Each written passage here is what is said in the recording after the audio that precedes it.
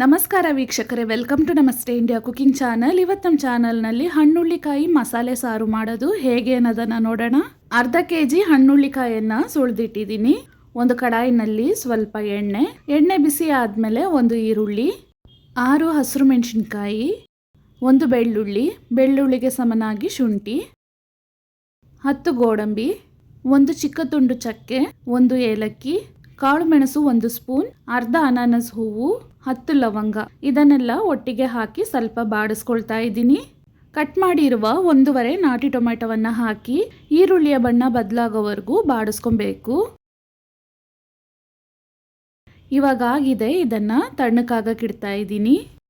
ಮಿಕ್ಸಿನಲ್ಲಿ ಸ್ವಲ್ಪ ತೆಂಗಿನಕಾಯಿ, 1 ಸ್ಪೂನ್ ಗಸಗಸೆ, 1 ಕೈ ತುಂಬ ಕೊತ್ತಂಬರಿ ಸೊಪ್ಪನ್ನು ಹಾಕಿ 1 ರೌಂಡ್ ಸುತ್ತಿಸ್ಕೊಳ್ತಾ ಇದ್ದೀನಿ.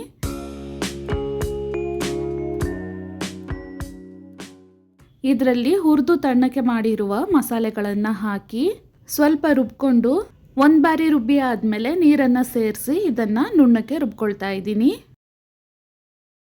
ಇದಾದಮೇಲೆ ಕುಕ್ಕರ್ನಲ್ಲಿ ಅರ್ಧ ಕಪ್ ಎಣ್ಣೆಯನ್ನು ಹಾಕ್ತಾ ಇದ್ದೀನಿ. ಎಣ್ಣೆ ಬಿಸಿ ಆದಮೇಲೆ ಕಟ್ ಮಾಡಿರುವ ಅರ್ಧ ಈರುಳ್ಳಿ, ಅರ್ಧ ಕಡ್ಡಿ ಕರಿಬೇವಿನ ಸೊಪ್ಪು, ಅರ್ಧ ಟೊಮೆಟೊವನ್ನು ಹಾಕಿ ಬಾಡಿಸ್ತಾ ಇದ್ದೀನಿ. ಇದರಲ್ಲೇ 1/4 ಸ್ಪೂನ್ ಅರಿಶಿನದ ಪುಡಿ, 1 ಸ್ಪೂನ್ ಧನಿಯಾ ಪುಡಿಯನ್ನು ಹಾಕಿ ಮಿಕ್ಸ್ ಮಾಡ್ತಾ ಇದ್ದೀನಿ.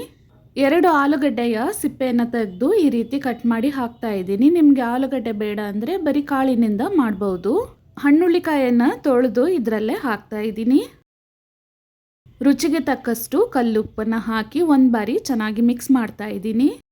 ರುಬ್ಬಿರುವ ಮಸಾಲೆಯನ್ನು ಹಾಕಬೇಕು. ವೀಕ್ಷಕರೇ, ನನಗೆ ಶೀತ ನೆಗಡಿ ಇರೋದ್ರಿಂದ ನನ್ನ ವಾಯ್ಸ್ ತುಂಬಾ ಪ್ರಾಬ್ಲಮ್ ಆಗಿದೆ, ಸ್ವಲ್ಪ ಅಡ್ಜಸ್ಟ್ ಮಾಡ್ಕೊಳ್ಳಿ.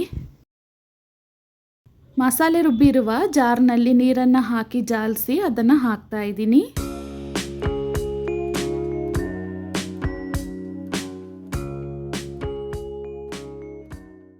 ನಾನು ಗಟ್ಟಿ ಸಾರು ಮಾಡ್ತಿರೋದ್ರಿಂದ ಇಷ್ಟು ಅಳತೆಗೆ ನೀರನ್ನು ಹಾಕಿದ್ದೀನಿ.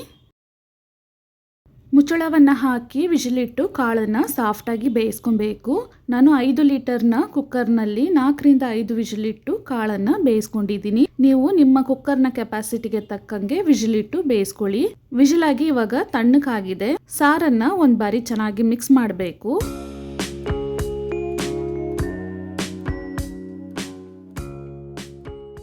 ಸಾರು ತಣ್ಣಕ್ಕಾದ್ಮೇಲೆ ಇನ್ನೂ ಗಟ್ಟಿಯಾಗತ್ತೆ. ಈ ಸಾರನ್ನು ಮುದ್ದೆ ಜೊತೆಗೆ, ಬಿಳಿ ಅನ್ನ, ಇಡ್ಲಿ, ದೋಸೆ, ಚಪಾತಿ, ಯಾವುದೇ ಅಕ್ಕಿ ರೊಟ್ಟಿ ವೆರೈಟಿಗಳ ಜೊತೆಗೆ ತಿನ್ಬೋದು. ತುಂಬಾ ಚೆನ್ನಾಗಿರುತ್ತೆ. ನೋಡಿ, ಕಾಳನ್ನು ಈ ರೀತಿ ಸಾಫ್ಟಾಗಿ ಬೇಯಿಸ್ಕೊಬೇಕು.